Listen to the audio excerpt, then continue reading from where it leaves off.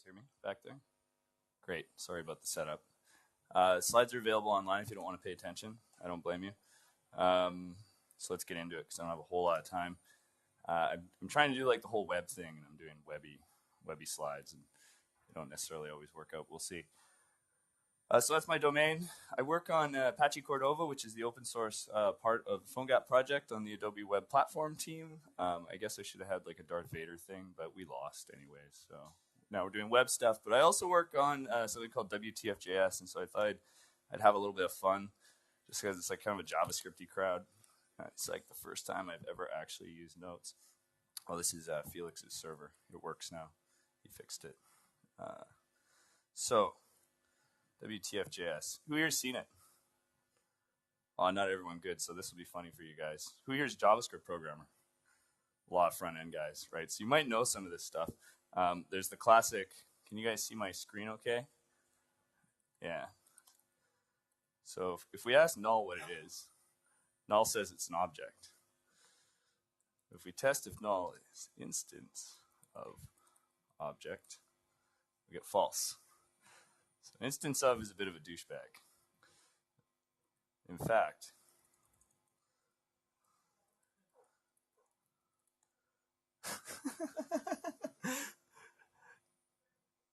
this one's a little more esoteric.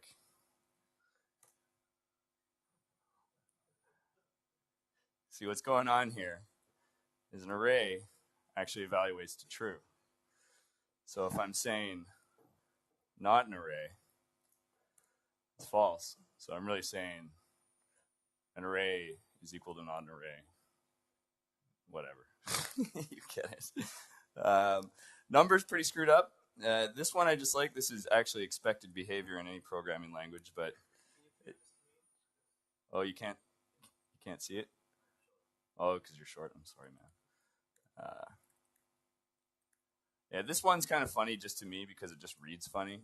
This is another like classic WTF.js. It's like, well, I guess that's true because the first part evaluated still. Another one that I really like a lot, number.min value, is this kind of, min value is actually the smallest number above 0. So that means min value is greater than 0. Which is a little bit weird. And then you get into nans. So nan is not equal to nan. Not a number is not equal to not a number. And I'm willing to accept that, except for if we do type of nan. Come on. All right. So, yeah. It's a special number that's not a number. So anyways, I did WTF.js, but I don't want you to think I don't like JavaScript. In fact, when I created WTF.js, we did it like just for fun because we were collecting all these bullshit things that JavaScript does. It burned us in the ass, and we thought it was hilarious, and it kind of went viral on the internet. But I am a JavaScript programmer, and I love the language, and I love the web. And I'm at JSConf, and I get to meet Brendan Ike. It's the biggest deal ever. It's like, oh my God, Brendan Ike, really good to meet you. And he's like, aren't you that WTF.js guy? Fuck. Yeah.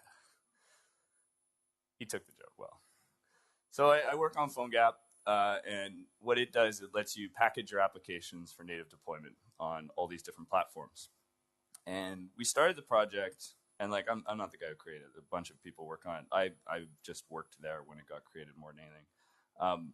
The creation story is boring. It's a lot of different guys were competing with each other to see who could make this monstrosity, and then other people started to use it. That's basically what happened. So it's free open source software. It's now incubating in Apache under the name Apache Cordova. There's a long, boring story about that too. The long and the short of it is, PhoneGap and Cordova are the exact same thing. If you want to hear more about it, you can ask me later. PhoneGap has 2 basic goals. The web is a first-class platform and to cease to exist. And this stuff is tricky for people sometimes. And I'm going to talk about the cross-platform part first. Like, the web did solve cross-platform. That really isn't up for debate. Usually people are like, cross-platform solutions never work. And they usually say that in a comment on a web blog from a web browser anywhere in the world on any device. It's like, I don't know if I buy that. It doesn't mean that it's perfect. Zed really pointed a lot of this stuff out. The security sandbox is a bit of a pain in the ass. The APIs are awful. The weird object model, like you've got a couple globals, window, document, and navigator, and we throw everything on those, or maybe geo. and there's varied implementations, and they're all kind of sketchy. And the tooling's pretty bad too. The tooling's really limited today. It's Stone Age tools. So the web is a first-class platform. Our idea was that we wanted to be able to work outside the sandbox and access low-level device APIs. Sometimes people call this installable web apps. That's the idea. So to cease to exist is another tricky one. Some people think it's a nihilistic statement. It's not. We just sort of believe our work is a polyfill until the browsers get there. We're not doing stuff, well, we're doing stuff with this in mind. We always think that at some point the browsers are going to come back and be able to handle this type of distribution. It's not there yet today, but we feel we're sort of providing a bit of a roadmap. So the times when you want to use PhoneGap are if you need offline that isn't a douchebag, if you want App Store distribution, which I'm not sure why you would, but sometimes people do, and if you need access to the device APIs, which is actually the thing that we add that's real value. Now the web is kind of this sort of limited subset of APIs. You can't do a lot of stuff that's hardcore on the device, and PhoneGap lets you get at that stuff. Or you just want to stay in the web stack, and there's absolutely nothing wrong with this if you enjoy programming JavaScript. What I'm really trying to say, though, is you should build a web app first before you try and build a PhoneGap app or try and build anything. And we say this all the time to people, and sometimes they don't really get it. So who here uses Instagram? Little show of hands. Like, I bet a third of the audience. Well, who here uses Facebook? So you're going to use Instagram now, motherfuckers. So Instagram's interesting. I got to go to a conference last year with that dude Kevin who started it, and we started talking about Instagram and how it works. Because I didn't really love how it was implemented, and I didn't like that, you know, it wasn't very webby and it wasn't super friendly. And it was funny because they were actually using PhoneGap early on, but they didn't feel it was like super appropriate for their use case. So like, it's an iOS client only at this time. It's not a web app. There's no URLs. They block search engines. It's basically flying in the face of all like reason and logic to me on how I think an app should work.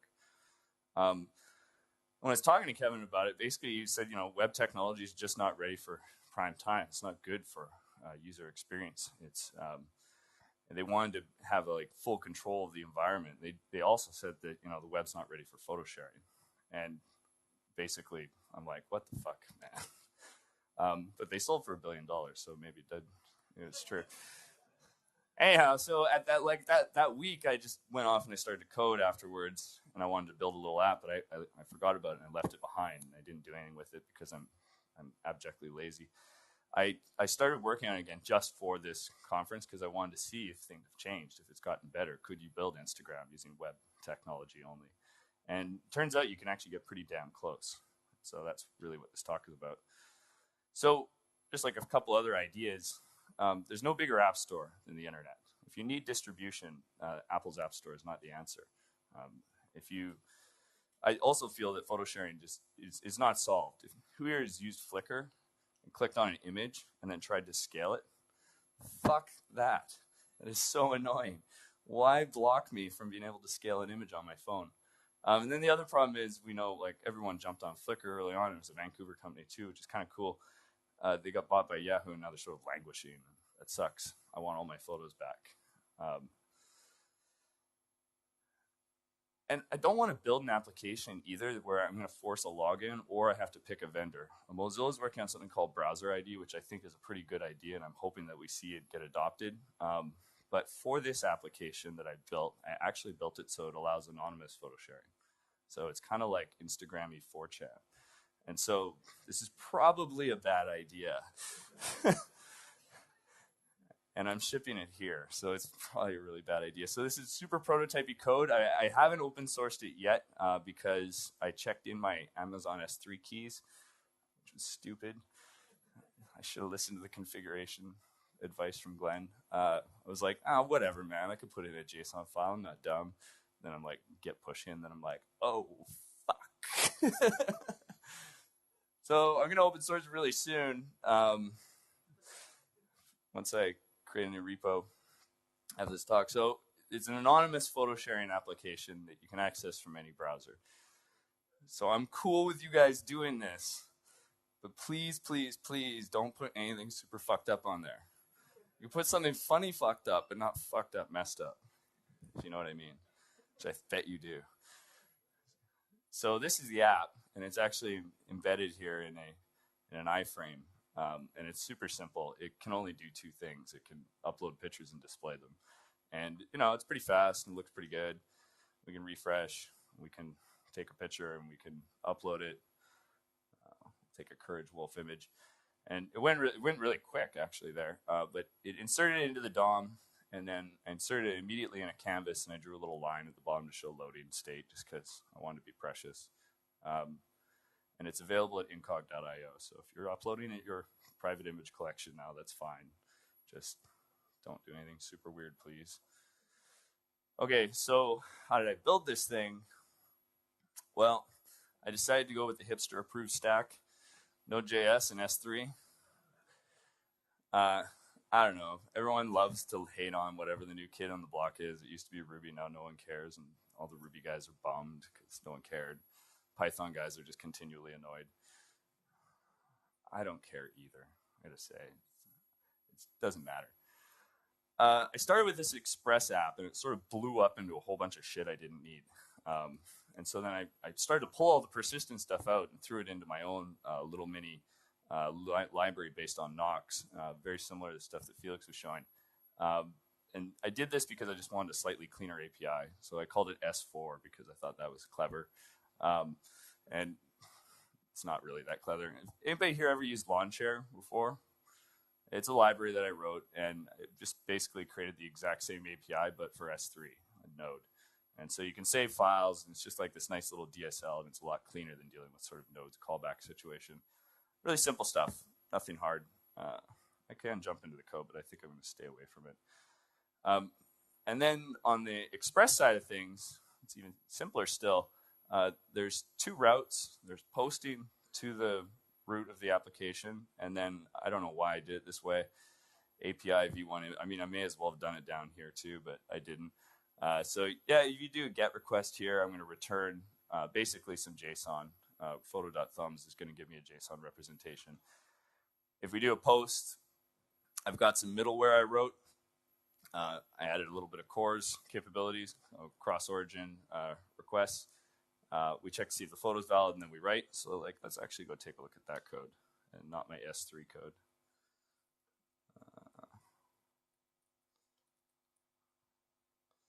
So you thought I'd be talking all about PhoneGap, but I'm not. Okay, so the app starts at, so here's my config file right here. Oh, can you guys see that okay? How about that? Maybe a little too big. All right, so don't show them your config file. So the server is super simple. It requires a thing called routes, and then it listens. So if we look at routes, that was that file I just showed you. Really simple stuff too. Routes requires app. I always do this. I separate out my Express app because, I don't know, there's a whole lot of like ceremony in an Express app when you start them up. It's like app.use, all this different middleware, and I don't want to look at that shit at the top of my file. It's just too much. And then photos where the bulk of the information is. So this is a pretty simple little thing. We got some helpers called thumbs. Thumbs returns JSON. I do a little check here to see if I'm running locally or not. This mock method that I added right here just checks to see if I've got a defined port. And if I don't have a defined port, then I'm going to assume I'm running locally. When I built this thing, I built it so it only worked online. And then I remembered I was at a conference with Wi-Fi, and I thought it might be a good idea to build in the capability to work offline. Turns out the Wi-Fi is good here, so we're cool. And then otherwise it just grabs them all. We do a little filter, just make sure that whatever got uploaded is in fact an image and not some crazy porno movie that someone's probably streaming there right now. And so then we get into the middleware, which is just another static object. This is a really nice feature of Express, the way the middleware works, where you basically have functions, and then the function's signature takes three things: a request, a response, and then the next function to go rock out. And so all I'm doing here is just setting response headers that just allow anybody to upload. So that's probably a bad idea, but I did it anyways. Then here I got a valid piece of middleware. So this just checks to see that it's only an image being uploaded. So that's good. And then we have a write function. And now this is doing it the wrong way. The way Felix did it was the right way. I actually write it to disk, and then I chuck it onto S3. And the reason I'm doing this, is, at least the reason I'm going to explain myself for doing this, is that I wanted to have the data locally too, in case I wanted to do something on it. And then finally, at the very bottom, we use underscore to mix all these things in together. So I have one module that I can return that has, all these static objects. It's definitely not the prettiest code, but that's my whole back end. So that's pretty nice. It's super simple. So the back end code's the good story. Node's kind of a nice environment. It's informed by a lot of previous attempts at different dynamic languages. And it turns out JavaScript's okay, as long as you know where the warts are. So then I started to think about, how do I want to build my front end?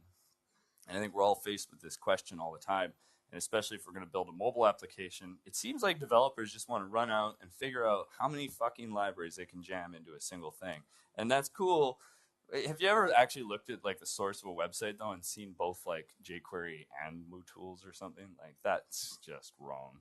So, there's all these options, and that's good because we want options. But I'm not sure which ones I want or if I want them. If we're not going to look at our libraries by popularity, then maybe consider them by function. And you're always going to need some stuff when you're building a front-end application. You're going to need DOM manipulation. You're going to need eventing. You're going to need networking, templating, persistence, and unit testing. At least you better get unit testing in there. I'm not sure if I want that either because I don't know if I need all that stuff. I'm just showing images. It's not hard.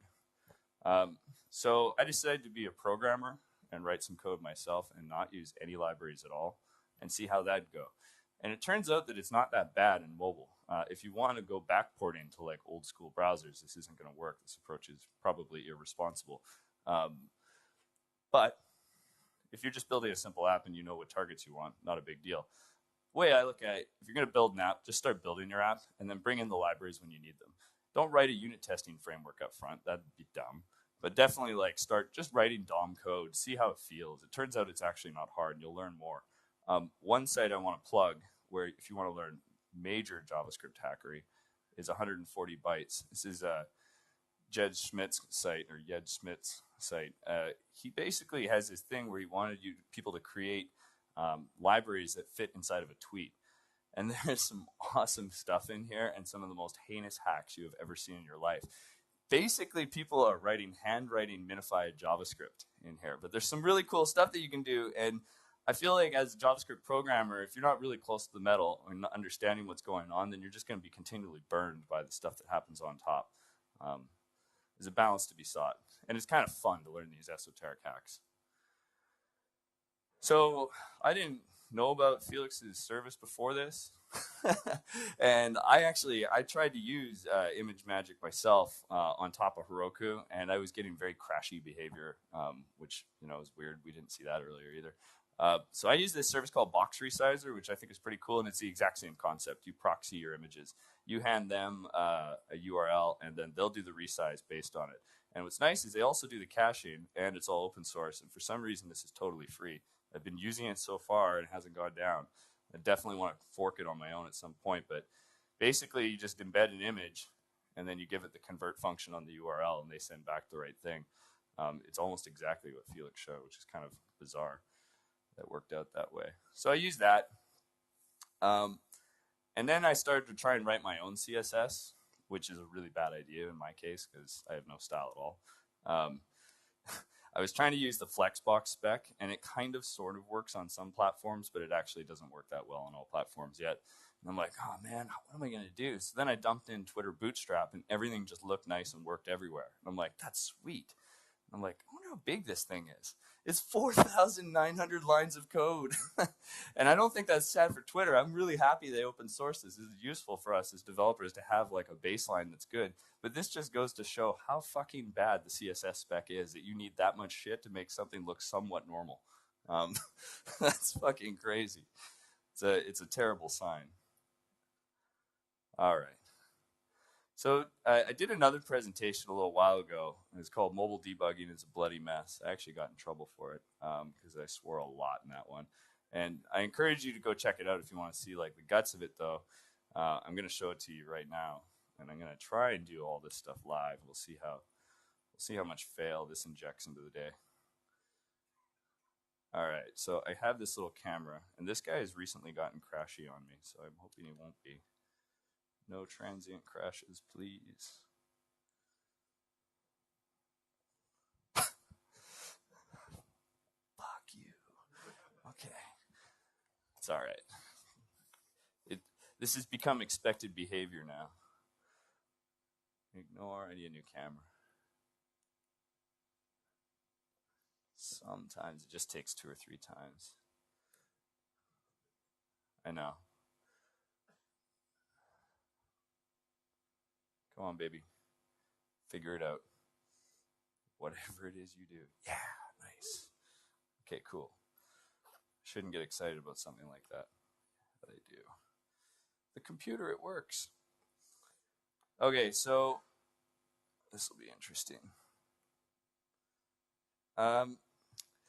There's 2 devices which give you the ability to remote debug right now on the device. You can actually do it anywhere with a tool called Winery. I like the Chrome one the most. Jake says he likes the BlackBerry one the most. But Jake Archibald's a freak, so who knows what else he's into. Oh, sorry, I hear you laughing there, man. That's fine. Okay, so let's jump over to our app client code. This part I can open source, actually. And you might notice that I'm calling it the Ghetto PhotoShare client.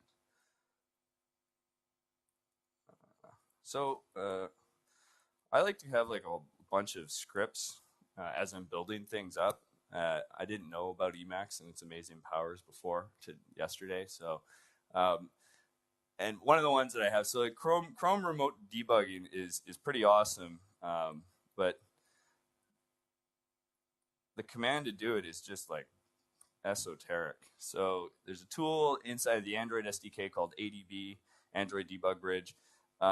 And the command is adb forward tcp :922 local abstract Chrome dev tool. Who knows? So I don't remember that. So I just have a little script. It's like Chrome remote debug. Boom. And now all my tabs are the ones that I have available to me on my phone. So I'm going to just tear this tab off so we can look at it with the camera, else this won't be very interesting. Please, God, don't upload anything weird, people. All right, let's get out of there. Who knows what's happening there? Actually, I'm kind of counting on you guys to upload some funny shit. So. All right. So let's see if we can see everything. So right now I got the Web Rebels website up, so we'll just click on that. And it's actually pretty quick. And so now I've got, Web Inspector. We don't have to go through it, but you can see it's like highlighting the DOM elements in the background there. See if I can get a slightly better camera angle. Come on. Brian, stupid. It's backwards from my perception. There we go. Sweet. So that's pretty good. All right, cool. So now it's like going to highlight the DOM elements. You got access to your console. You can do things like alert, whatever. This is so handy when you're doing development because you have no idea what's really going on inside these devices. And there's other tools to do just this. So BlackBerry has it. Apparently, it's coming to Firefox. I believe Opera Dragonfly has this capability now. And there's another tool which we have called Winery that's available at debug.phonegap.com. If you were to need to do this and you don't have the device connected, if you go here, you can embed that script tag and then we'll kick up a remote web inspector. It's a little dodgy, but it works over sockets, and it's come in handy for us in the past, for sure.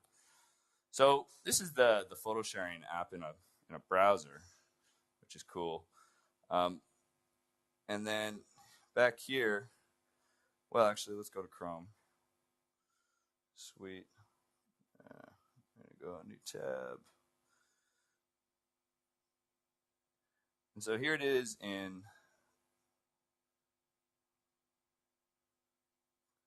load it. Oh, there it goes. So here it is in the Chrome browser. A little slow. It's probably slow because I'm using remote debugging. That would make sense. There it goes. It's loading. And then again, I can do the same thing where I go back, refresh. There it is. check it out, and I could look. This was actually quite helpful for me when I was developing it. So that's cool. Let's try it in Firefox.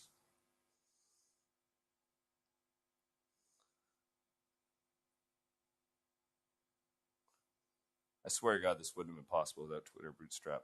Oh no! I'm going to blame the network for this and not Firefox. Or people are uploading really weird shit right now. Let's see what the case is on Opera.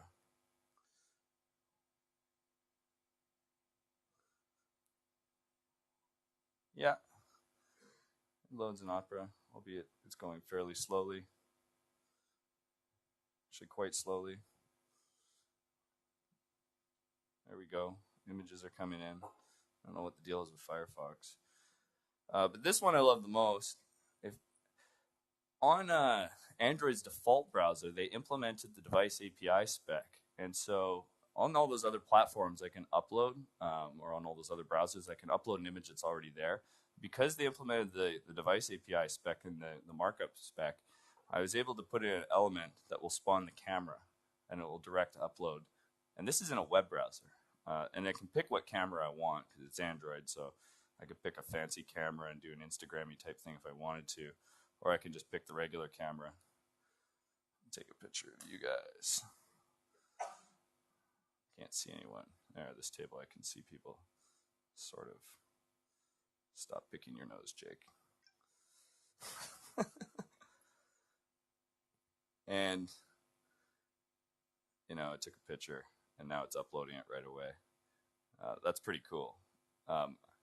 So far, we actually haven't needed a native stack to build a photo sharing application, which is kind of interesting to note. So I've got other devices here. This app actually won't work on Windows device because I'd used Zepto. And I didn't really use Zepto because I wanted to use Zepto or jQuery. I just used it because I wanted to try it out. It wasn't like a religious choice. I'm not telling you to use Zepto. I just wanted to check it out. And I was being a bit of a smartass when I was doing it. So I wrote a little library a while ago called XUI. And XUI was basically the first attempt at a mobile DOM framework. We maintain it, but we're not like really interested in being DOM framework authors. And so I thought maybe XUI 3 would be this piece of code, which is a function. It's an immediately invoked function expression, or an IFI, that basically is going to create the IE declarative statement. And it's going to figure out what version of IE we're running. And if we're running any version of IE, we're just going to embed jQuery. Otherwise, we embed Zepto. So that'll be the new version of XUI. So the actual source code for this app is pretty heinous, and I'm completely embarrassed of it. It's basically a giant object literal with a whole bunch of methods on it. And by giant, I don't mean that giant. It's 170 commented lines of code. It's probably time for something like Backbone, but it wasn't time to start with Backbone because I really didn't know how big it was going to get. The app's pretty simple. It initializes. It checks to see where it's running. And so we do a check here to see if we're running inside the phone gap, iOS, or anywhere else. And the reason for this, and this may or may not be interesting to you, on every mobile platform, we have the ability to upload files except for iOS. I don't know why. So in here I go, if we're running on Cordova, we'll bind to the camera API that we have in PhoneGap. If we're running in iOS, we don't do anything because we can't do anything. And if we're running in Android or anywhere else, basically, we embed a file element. And then we call the index. This looks terrible because this code's blown up, but essentially the index goes and gets the JSON. And I didn't use a templating library. That's right. I inlined my DOM element node creation. And it turned out that the world did not implode on itself. It works. Is it the best thing? I don't know. It works good enough. And that's sort of the point of the talk. So back in my presentation, I won't belabor you with my crazy shit. Debugging is a bit of a mess. And so then the next obvious question is, well, what about PhoneGap? Well, actually, I don't think you need PhoneGap for this application. I don't think you need App Store distribution. You ain't going to need it, but if you did want to get photo uploads out of the App Store, this would be a case for it. And so accessing the device APIs, if we go back through like what are the reasons to use PhoneGap? Well, offline that's not a douchebag, that's nice. So PhoneGap apps live on the phone. They live on the file protocol, and so you don't have to deal with any cache manifest douchebaggery. App Store distribution is a really shitty reason to want to build an app, but sure. I want to pay money for the privilege of writing code for something I already own. That makes sense. Need access to device APIs. This is a reason to use PhoneGap, and want to stay in the web stack. Of course, I want to do that. And so, if we're going to put this thing inside of PhoneGap, it's actually really, really simple because it's just web code. And let's do that.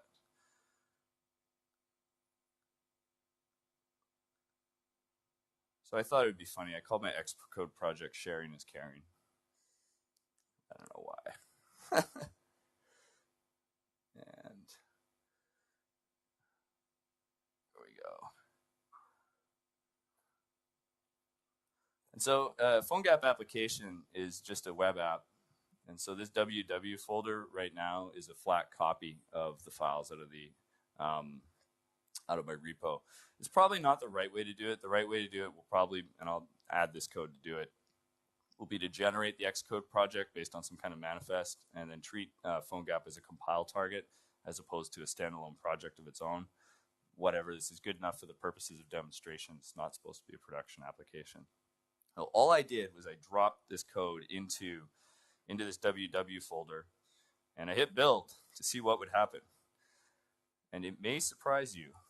Oh, I don't have my device plugged in. We'll just do it in the simulator first. It may surprise you to know that it didn't work the first time. I was shocked. It's like, how can this be? So it loaded, but some of the images didn't load, and there were some other issues. And so this one I fixed up, and so it's going to work perfectly. It loads in the simulator. We got the images. It's a native app. It's got an icon, a splash screen. People are doing things. But if I click the camera thing, it's like, it didn't work. And that kind of makes sense because the iOS simulator doesn't have a hook for the camera. It could. I'm sure someday it will, but right now it does not. There are a couple other small issues. So I forgot to include the Cordova.js file. This is a gotcha that we would like to fix at some point in PhoneGap. It's just the reality today. And so the way PhoneGap works is basically we've got a JavaScript file that does all the negotiation between the web client and the native code. We've got this sort of foreign function interface. I forgot to include that file, so I didn't have any PhoneGap context. It would be nice to inject this file directly into the DOM, but we don't want to assume that people actually want all this functionality, and so we're not doing that yet. Also, we're not totally sure what kind of buggy, fucked up shit that will introduce on its own. So right now you have to include this script. You'll notice I'm doing the HTML5 thing, and I'm not quoting attributes, and it feels so good. What else did we forget to do?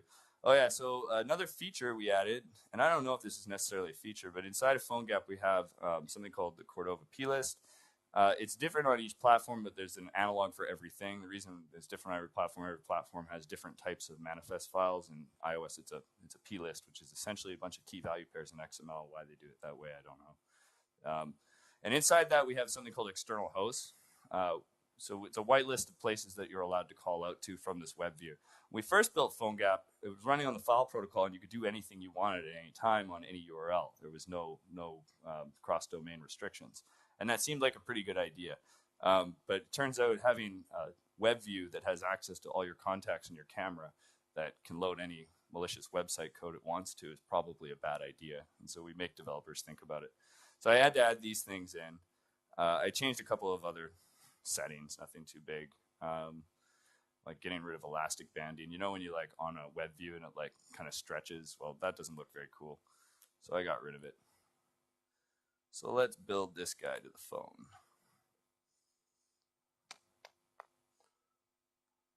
Plug in my iPhone. Yesterday, I plugged in my iPhone, and I was promptly informed that I needed to download a new version of Xcode and a new version of the iOS operating system, and I had a minor heart attack, because that's a half-day project. Are you kidding me? What are you doing?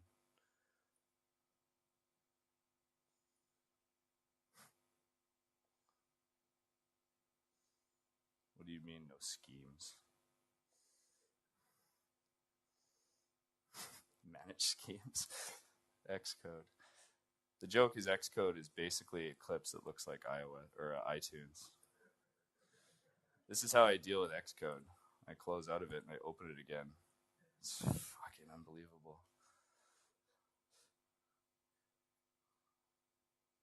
And I think my camera crashed. Oh no, there it is. Cool. You might have noticed I have the Courage Wolf everywhere. He's my psychological companion. Every time I feel like I'm in trouble, I know I always, if I run out of bullets, I have a knife. Okay, let's blast this thing onto my phone. Pray that it works. So that's how these things go. There it goes. Cordova's kicking up on my iPhone. And people are tweeting about me. Get out of here. Sweet. So the app's there. And if I click the camera button, it brings up the native camera. I can take a picture. And I can ask it to be uploaded. And the image was uploaded successfully. Sweet. So we overcame our lack of camera ability by using Cordova instead of just a web browser. So there's a whole bunch of problems that remain in this code base. Actually, you probably want to see that code itself. Let me show that to you very, very, very quickly. If we're in iOS, I bind to a method called snap, and this is the PhoneGap code right here. So if we detect that we're running in iOS, we call navigator.camera.getPicture. There's better APIs now. There's one called getUserMedia. I use our PhoneGap camera API, which actually predates getUserMedia. And the only reason I did that is I'm able to set a width and height. And the only reason I did that is because it's a slow web server and I don't want to have like a huge image being flown up there. And then all PhoneGap APIs kind of take 3 arguments: a success callback, a failure callback, and usually a configuration object of some kind. And in that chunk of code, this upload code, I use the file transfer API, which I don't think is spec'd anywhere. We added it onto the file API so that we would have easier ways of doing uploading. And basically, that's all this does. We take the image contents and we upload it to the app. And if it works, we call it success callback. So there's still a lot of problems. One of the big first problems that I recognized back in my iOS version, I'm like, okay, this is sweet. I can look at somebody's image and it's going to load eventually. I think. There it goes, it loads. I can pinch and zoom. That's the kind of experience that I want. You know, right on, dude. The PhoneGap doesn't have a back button. So once you look at the image, you're screwed. You can't get out. So I'd have to add some kind of thing where like this little back button or whatever. That's not too big of a deal. I didn't write any unit tests on my client. I did on all the server side. And I actually wrote them with CoffeeScript, and I don't feel bad about that. It's probably time for me to put in Backbone, but whatever. I'll open source it in the next day or two if I get around to it. And that's all I got for you guys.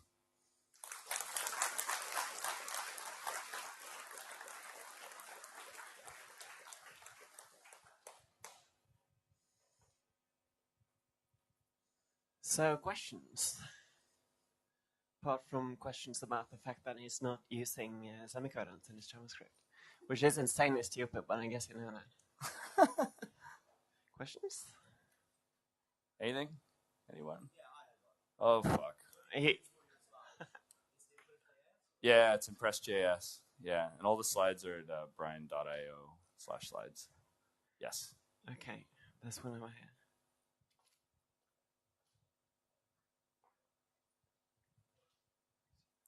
So PhoneGap uses the UI web view in iOS, correct? Yes, it does. And I've heard it has some performance problems, especially with regards to JavaScript. Is that something you've done anything to work around or had any real issues with? Well, so here's the thing. Apple shipped Nitro or whatever it was inside the regular web view, but they didn't do it in their embedded web view. They claimed security. Who knows if that's true or not? It seems pretty skeptical that it's the case. And everyone's like, oh, PhoneGap got worse performance. Performance didn't get worse. It just didn't get better. So like they improved the performance of the web view, but they didn't improve it in the embedded UI view. JavaScript performance on phones is pretty damn good, actually. If you start loading really large libraries, you're going to get a upfront hit, not only from latency, but from the execution of the code. But it's really, I don't personally view it as a problem anymore. I did on iPhone 1. That's why we wrote XUI. But like, you can even use jQuery now, and it's mostly all right. The best way to get around performance issues is to write less code.